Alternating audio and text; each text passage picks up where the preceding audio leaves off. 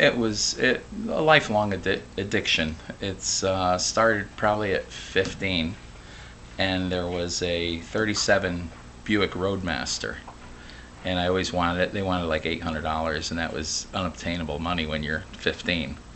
So my first car about 6 months later was a 40 Pontiac four-door sedan, and then it just escalated. I had to get parental permission for that, but once I got one, within like a year, I had about 12 cars. What were your parents thinking that you wanted to go so far back with the car thing? They didn't really care. They were Did they think it was neat?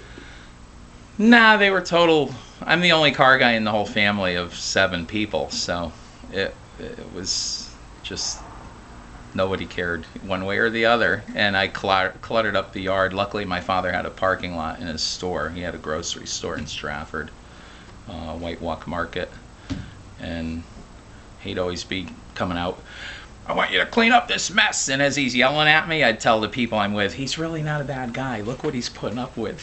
So now I got my own place, and I have no one yelling at me. But you're doing the same thing. Yeah. Tell me about the Metropolitan Nash that we're looking at right here.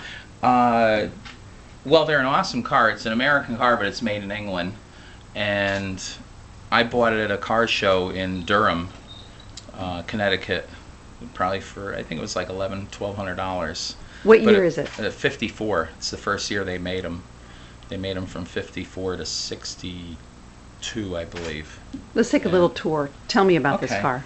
Well, the spare tire is actually the spare tire. A lot of people put another one in the trunk, which you notice there's no trunk lid. This is all seamless. So to get into the trunk compartment, when the top's down, is kind of a nuisance because you have to lift the top out of the way, and then you press this button that you can't see from that angle, but that's the trunk in there. Oh, and I have a spare tire in there because I don't want to hassle with the one under the cover either. But this one isn't original to the point where, and this could blow your whole story because this one isn't a prime example of originality. I two-tone painted the steering wheel because this was originally all black as well as the gauge. And I always tell people if that's not festive enough, I put glitter in the white and the clear. So when the sun hits it, it's all multicolored glitter. And when I go to car shows, there's only like maybe, at maximum, there's like 5 other Metros. So I have yet to been at a car show with the other 5 and see the reaction to, whoa, that's not right. Let's move around to the front of this puppy. Okay. Watch your step. It's again, being I have so many cars, I didn't spend the money on all the chrome.